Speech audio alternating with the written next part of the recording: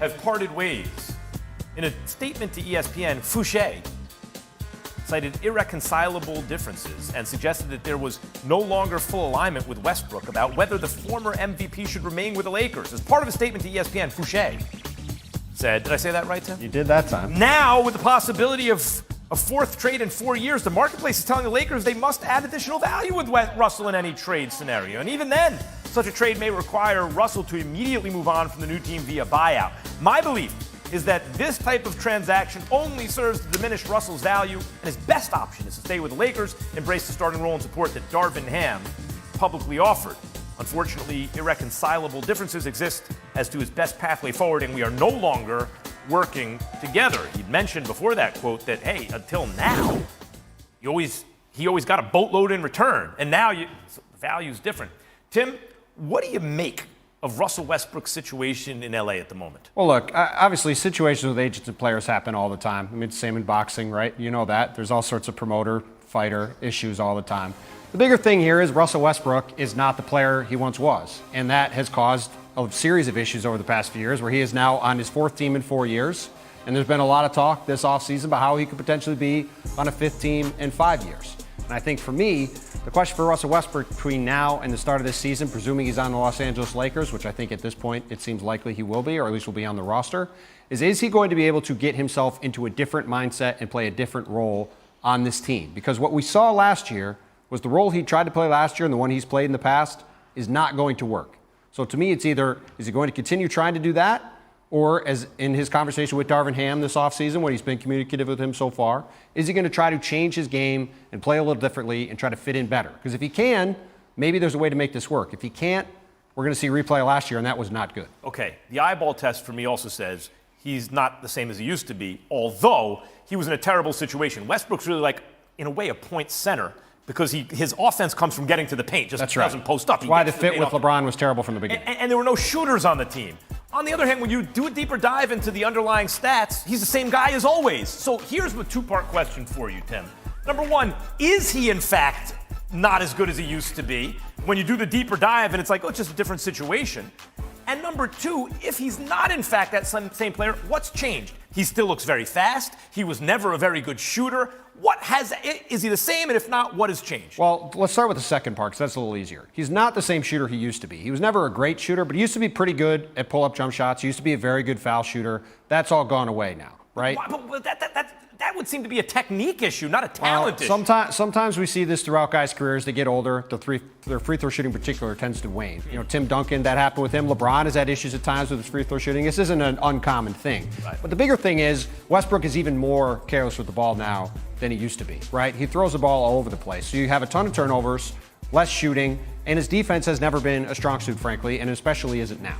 You put all that together, that's not a very useful player in a lot of situations. Now, where Russell Westbrook can be effective is like where he was in Washington 2 years ago, when he's on a team that's trying to be, say, the 8th seed in the East, and he can have the ball in his hands all the time, and you sort of conform the team around him. We saw when he went to Houston, they reformed the team around him. With LeBron James, you're not going to reform the team around Russell Westbrook. He's off to the side. He's not effective. Yeah, too bad the Knicks aren't there to play as a sucker right now for the Lakers. Usually they are. That's pretty less money this season, so we can get the Sixers in a situation where they can upgrade the roster, make a run at a championship. In an interview with Yahoo Sports, the Beard recounted discussing the Sixers roster situation with President of Basketball Operations, his boy, Daryl Morey. Quote, I had conversations with Daryl, and it was explained how we could get better and what the market value was for certain players. I told Daryl to improve the roster, sign who we needed to sign, and give me whatever is left over. This is how bad I want to win. I want to compete for a championship. That's all that matters to me.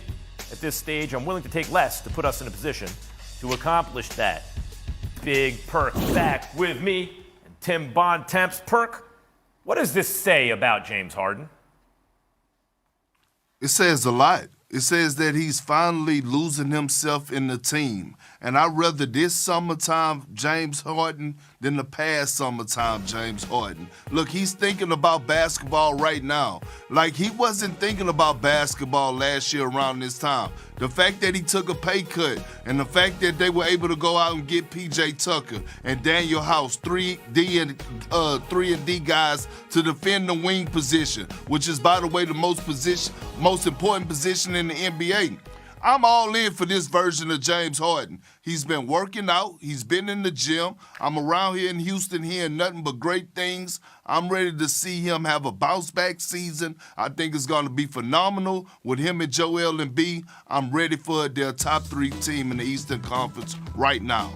Tim, on the other hand, I think House is a talented and effective player, and everyone knows P.J. Tucker is real good, and for the playoffs, that's a guy you want. So it's really good for the Sixers. These are the kind of underrated moves that make a team go from, second tier to first tier. Yep. On the other hand, are you buying what Harden's selling? Like, what was his marketplace anyway? Where was he going to find a better situation than he has in Philly right now? Well, look, I think to Perk's point, actions speak louder than words, right? And let's see what James Harden looks like when he gets to training camp. Let's see what James Harden looks like when it gets to December and January. Is he going to be able to get back to being the guy that when he got to Brooklyn was one of the 5 best players in the league the first 2 months he was there before he hurt his hamstring? The best player in the league when he first got to Brooklyn. He might have been. Or is he going to be the guy that he was really for the most part of the last calendar year, which is a really good player, still a top 25, 30-ish player, not a superstar, but not a guy that you're building your team around and looks like a guy who could be an MVP candidate. If he's the former, the Sixers have a chance to win a title. That's right. If he's the latter, they're what they were last year, which is a very good team, but not good enough to win. That's the point, Perk. What Tim just said to me, like,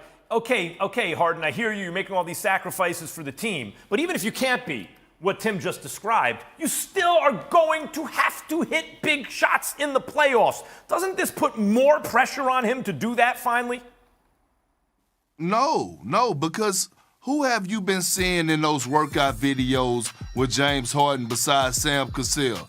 The young fella, Maxey. Meaning that James Harden is taking him under his wings. Meaning next year when he comes back, he's going to be a better version of himself. Look, James Harden has already made the transition of being one of the, going from being the league-leading scorer to one of the best facilitators. He averaged 10.5 assists last year with 21 points a game. Now, can he up that and up his efficiency? Absolutely. And I think with a summer off and hard work in training like he's been doing, he's going to come back a better James Harden, which is going to make Philly a better team and, like Tim said, a contender and possibly bring home the championship.